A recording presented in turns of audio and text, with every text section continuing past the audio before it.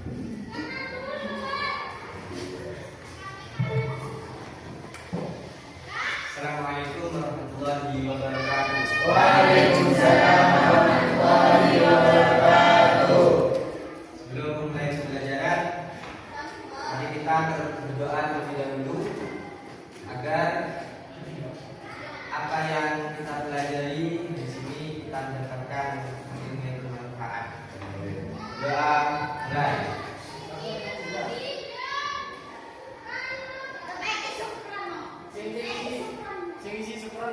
Doa selesai.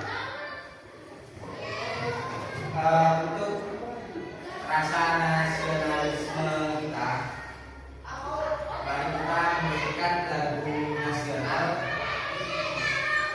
yang berjudul Dari Sabang sampai Merauke. Semuanya berdiri.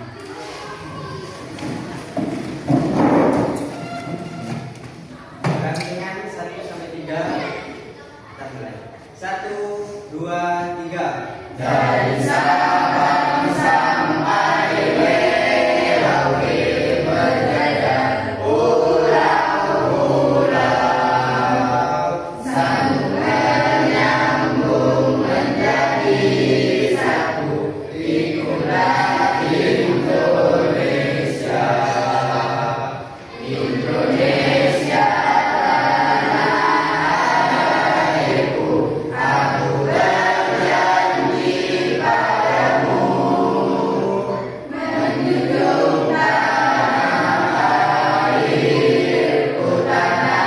airku Indonesia. Selesai.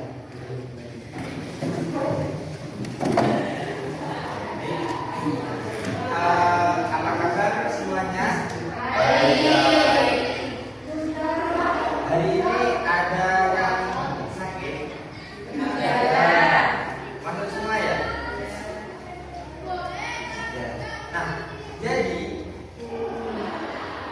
kemarin kita sudah belajar tentang kemajuan Islam, peradaban Islam pada masa Daulah Safawi. Sekarang kita akan belajar tentang kemundurannya.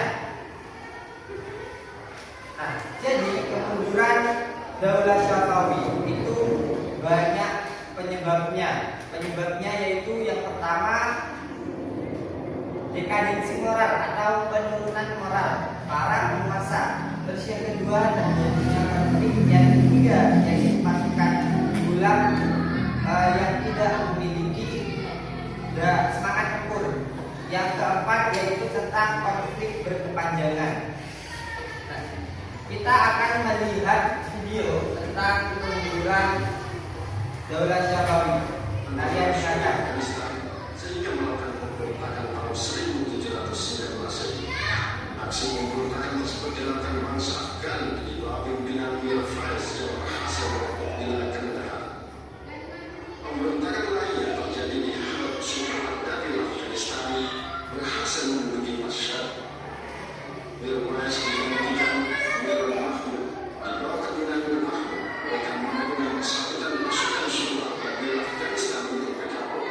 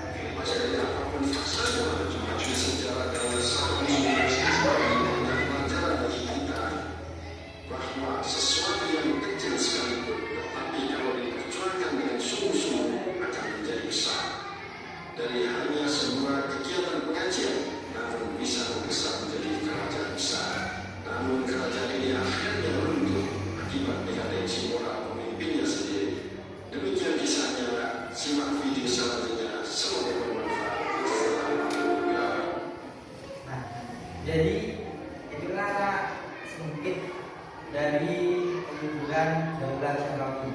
Yang pertama yaitu dekadensi moral atau turunnya moral para raja dan rakyat yang menyebabkan mereka tidak memperhatikan kondisi kesultanan. Akibatnya rakyat bersikap apatis, acuh, sudah dibiarkan sama penguasanya, sama rakyatnya. Misalnya Safi Mirza yang tidak segan menyerang para pembesar kesultanan serta Abbas dan Sulaiman yang pemabuk sehingga tidak memperhatikan kondisi kesultanan. Akibatnya rakyat bersikap apatis terhadap pemerintah. Terus yang kedua yaitu sering terjadinya konflik internal. Jadi di dalam keluarga raja atau istana itu sering terjadinya konflik dalam bentuk apa? Perebutan kekuasaan di kalangan keluarga istana. Nah, yang ketiga yaitu pasukan gulam atau budak-budak yang dibentuk Abbasiyah itu tidak memiliki semangat tempur yang tinggi seperti Inzibas. Hal ini karena pasukan tersebut tidak disiapkan secara terlatih. Kemunduran bidang kemiliteran ini berpengaruh terhadap pertahanan militer Syafawi. Terus yang keempat yaitu konflik berkepanjangan dengan Daulah Utsmani, mengakibatkan lemahnya kekuasaan Syafawi. Bagi Utsmani, Daulah Syafawi yang beraliran Syiah menjadi sebuah ancaman sehingga harus segera diperangi. Konflik ini di antara keduanya tidak pernah padam kecuali ketika Sultan Abbas I memerintah. Di masa itu ia mengadakan perjanjian perdamaian dengan Turki Utsmani sehingga keadaan terkendali. Akan tetapi setelah Abbas I itu wafat, konflik tersebut muncul kembali. Jadi tidak ada yang bisa mempertahankan perdamaian tersebut setelah Abbas I itu wafat.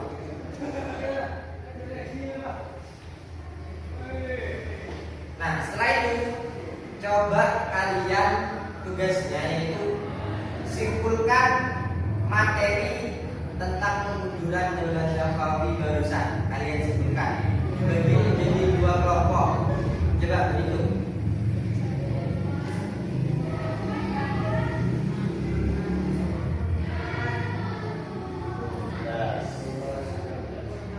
Berarti ada yang 6, ada yang 7.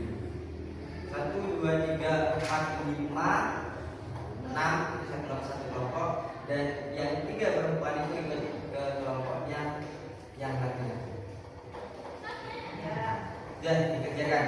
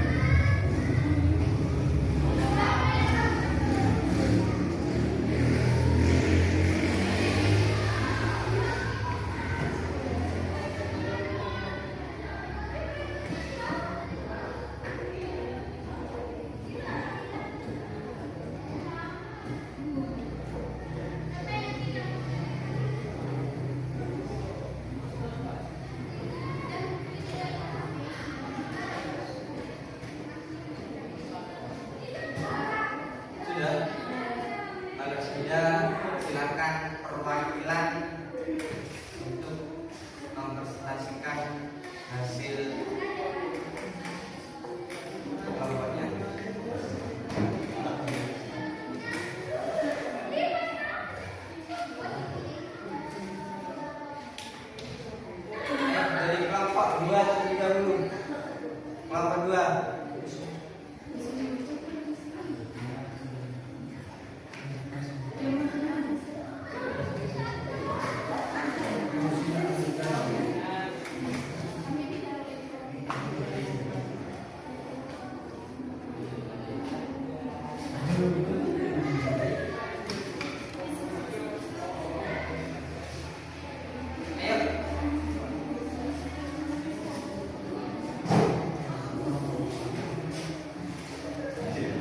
Ya, dilihat.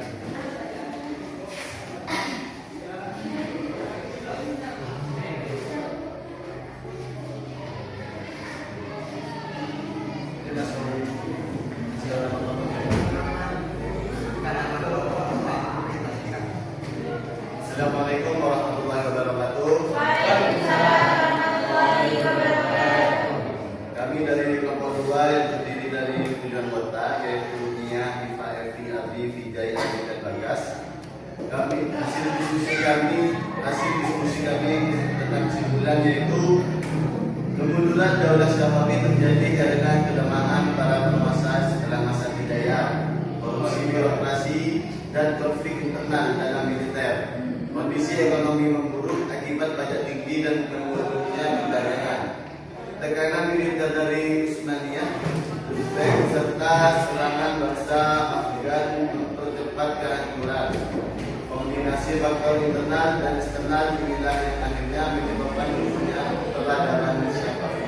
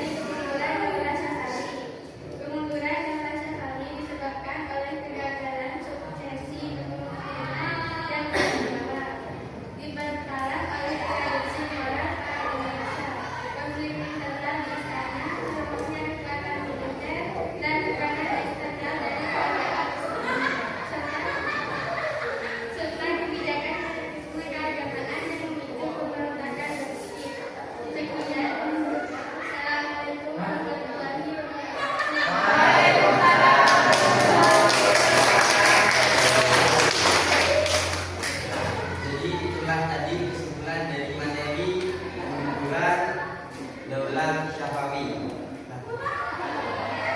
Tadi kita sudah belajar tentang kemudahan. Sekarang hikmahnya. Jadi apa sih yang perlu kita pelajari tentang kemudahan Daulah Syafawi ini? Yang pertama yaitu menjaga kualitas diri. Kenapa? Karena posisi atau fasilitas pengguna jika kamu lemah, malas atau berakhlak buruk, itu bisa mengganggu kualitas kalian. Jadi menjelekkan kualitas kalian. Jadi kalian harus menjaga kualitas diri. Terus yang kedua yaitu menjadi konflik internal. Apa yang dapat kita pelajari dari ini? Yaitu tentang perpecahan dengan teman atau lingkungan. Jadi terkadang kita itu sering yang namanya ada yang sirkel-sirkelan, ada yang kelompok-kelompokan, jadi bermusuhan. Nah, hindarilah hal seperti itu. Kenapa? Karena itu menguras energimu. Yang awalnya kalian niat dari rumah itu belajar, akan tetapi di sekolah kalian punya musuh, itu akan mengganggu konsentrasi belajar kalian. Terus yang ketiga yaitu jangan abaikan keterampilan inti. Maksudnya apa? Kemampuan itu yang tidak diasah akan melemah dan membuat kalah bersaing. Jadi apa yang kalian punya kemampuan yang lebih menonjol, itulah yang terus kalian asah.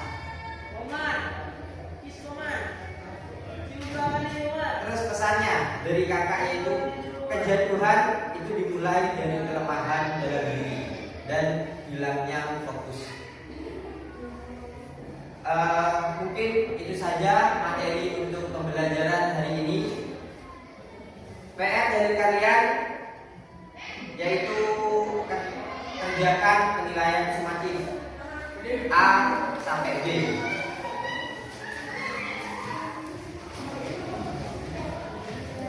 Ya, mungkin itu saja. Semoga pembelajaran pada hari ini kita semua diberi ilmu yang bermanfaat. Amin. Marilah kita